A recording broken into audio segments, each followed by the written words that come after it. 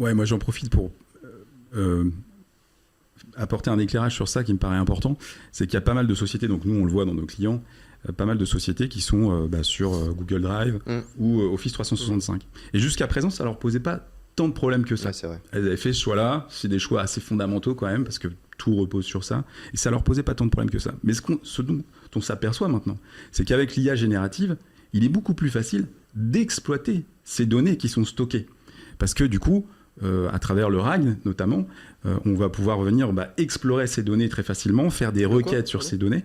Retrieval Augmented Generation, où c'est une technique qui permet d'exploiter des modèles de langage avec des bases de connaissances. Donc ta base de connaissances, ça devient par exemple ton Google Drive ou ton SharePoint. On peut considérer ça comme une base de connaissances. Et aujourd'hui, c'est beaucoup plus facile d'exploiter ces données avec l'IA générative, parce que du coup, tu vas pouvoir avoir une interface conversationnelle pour avoir des discussions avec ces données qui sont sur ton Drive ou qui sont sur ton SharePoint ou qui sont ailleurs, etc.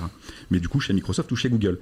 Et maintenant, ces sociétés qui avaient mis ça en place et qui ont toutes leurs données qui reposent sur cette stack technique, en fait, il faut qu'elles prennent conscience que avec l'IA générative, il est aussi beaucoup plus facile pour Google et Microsoft d'exploiter leurs données qui étaient sur ces drives.